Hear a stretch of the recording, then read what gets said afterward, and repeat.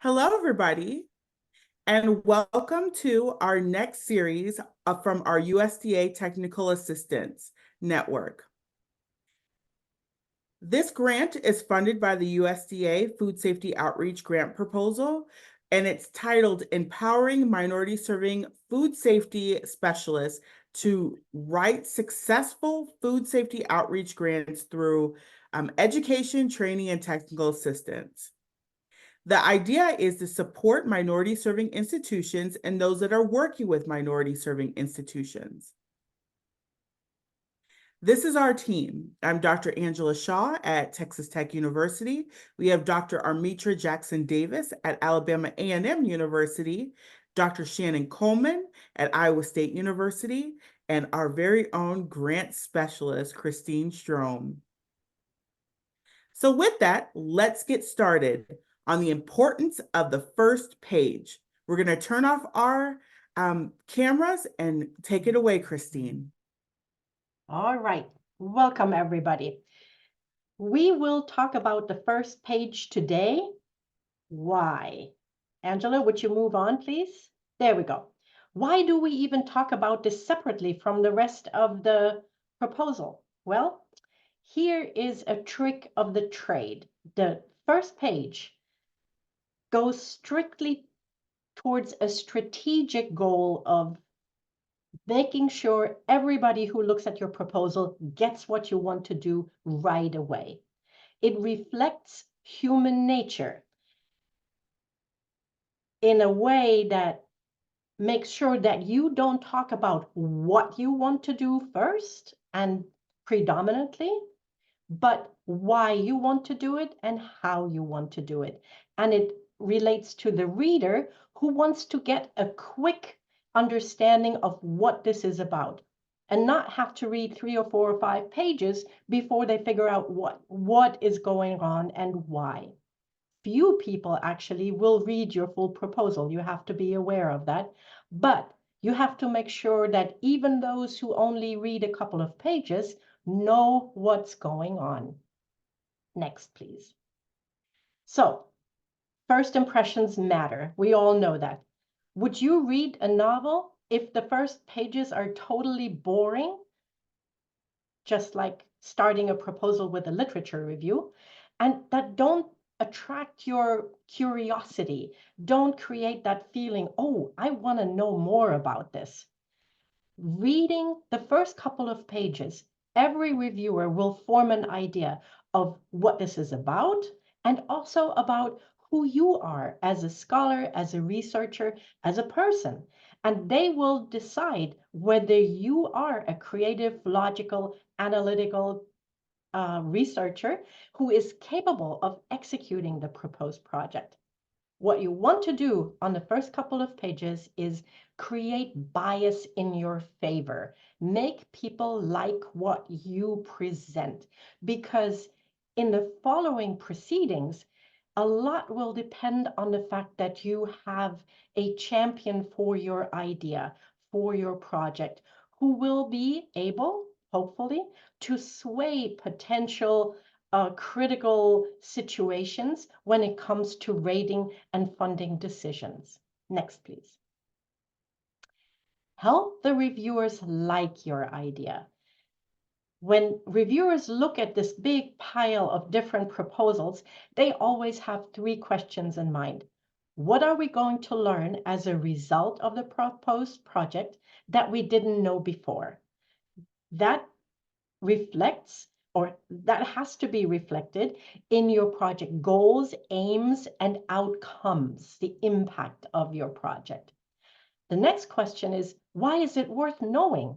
That captures the significance of the problem or the issue that you have identified. And how will we know that the stated goals have been achieved? That means, does your proposal offer clear metrics for success? Do you define when you will know that you have achieved a certain goal or objective? Next. So, what is it not?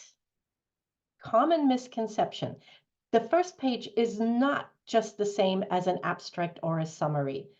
The abstract and summary for USDA proposal is designed for public consumption, and it will be published on the agency website once you get funded. It's not part of the proposal narrative. It's uploaded in a totally different field. And for the USDA, it actually has to be submitted in a defined template that only allows for 250 words. And just a word of caution, no special characters. They will get lost there. Next. How do you sell your request? How do you make reviewers like what your proposal? Well, the first thing is you have to catch their attention. You have to convince them of the importance of the problem that your project will solve.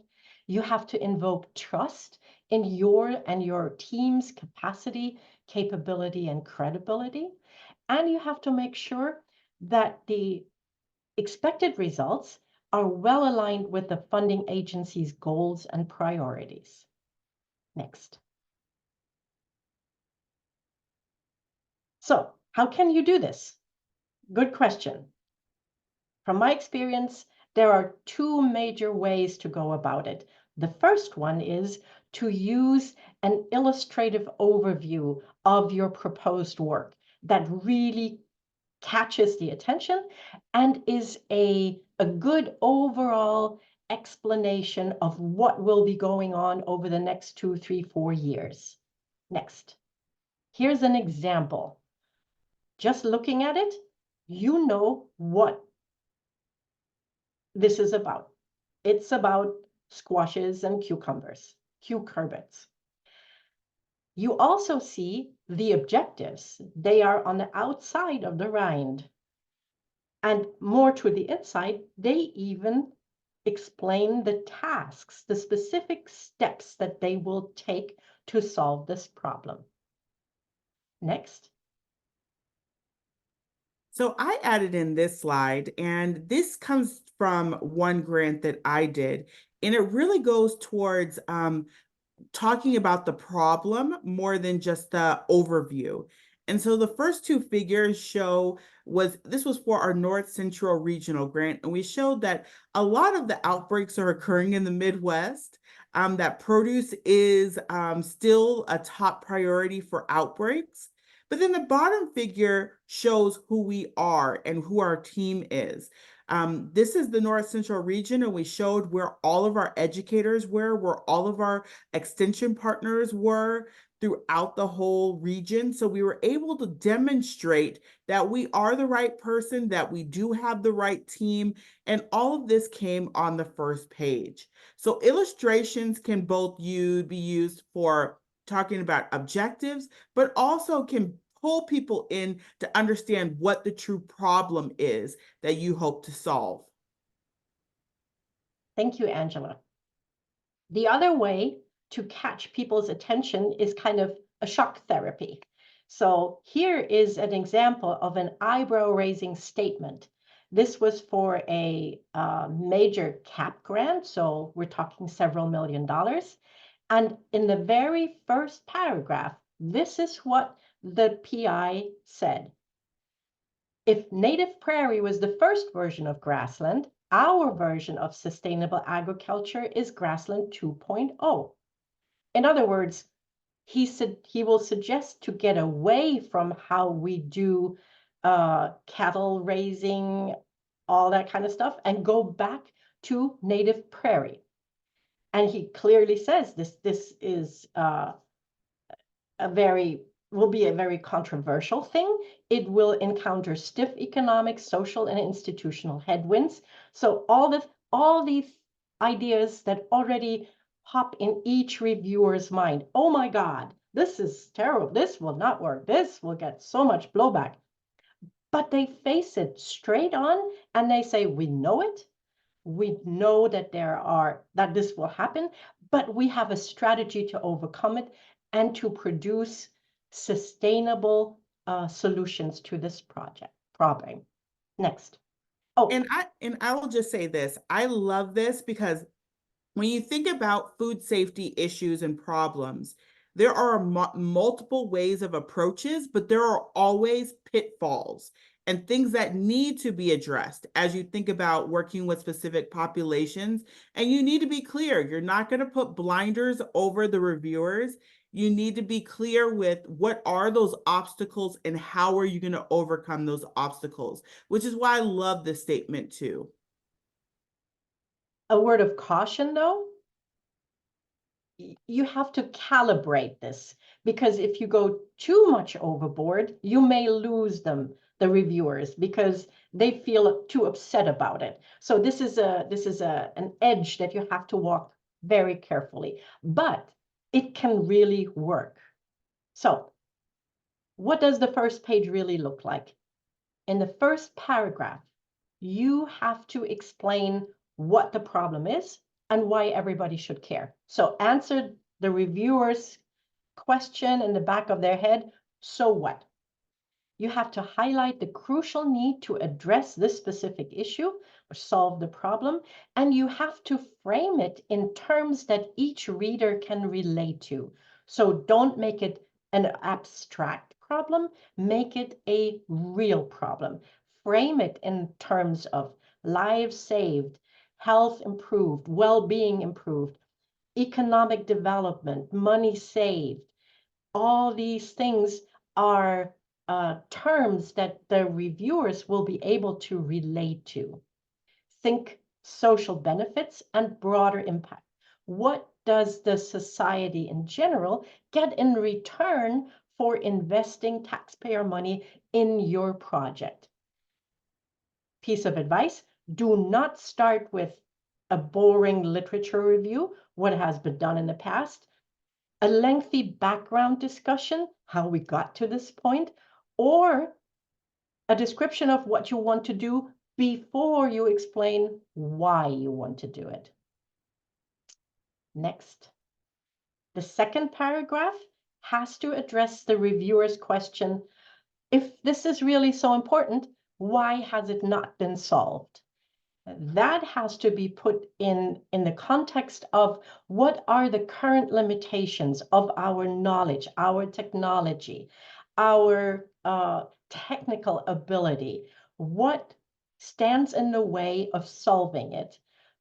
That also falls then into the realm of making sure each reviewer understands why your project is novel and innovative and or has a unique approach. Also, highlight the relevance to the program and call and how this is aligned with the priorities of the current call. Next. The third paragraph finally gets to what you want to do. Now you can describe your unique approach to solving the problem. Define your objectives. If you have a general hypothesis that you want to state here, you can do that. For the USDA, that is not necessarily mandatory, but clearly define your objectives, the goals that you want to reach, not the steps that you will take to reach or achieve the objective. And for each objective, highlight the innovation, in both approach or technology, and the contribution to your field in general. Next. The fourth paragraph has to convey to reviewers that they can trust you, that you will deliver on what you propose here.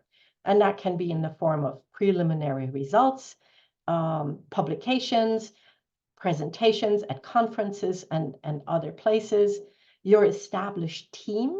And if you work with people and have worked with them for a period of time, highlight that you have published together, that you already received grants together. That highlights that you are an established team, that you don't have to fight over minutia. When you get funded, you're settled, you know what you will do. And highlight when you have institutional or stakeholder support. That can be financial support, but it can also be in-kind support, having access to field trials, to whatever. That goes into the last section. Next. Style. That's important here. Remember your audience and what you want to achieve with what you put on the first page. Don't overpower your reader with excessive scientific jargon. You don't have to show them that you are a good researcher here. You have to convince them that what you want to do is significant and that you have the ways and means to achieve your goals. Write for readers who may not be experts in your specific field, but who have to understand why this project is important, how it is aligned with USDA priorities, and that your approach is feasible. Next. There we go. So what is coming up next? Just for you guys to know, we have webinars on stakeholder involvement and transferability, meaningful logic model, learning from rejection, and budget justification. Please remember that we do have consultation hours that you can sign up for now until submission. And if you have any written materials you want us to review, we can do those within 3 business days. We thank you for your time and your investment in this program, and please email us if you have any questions for us. Have a wonderful day.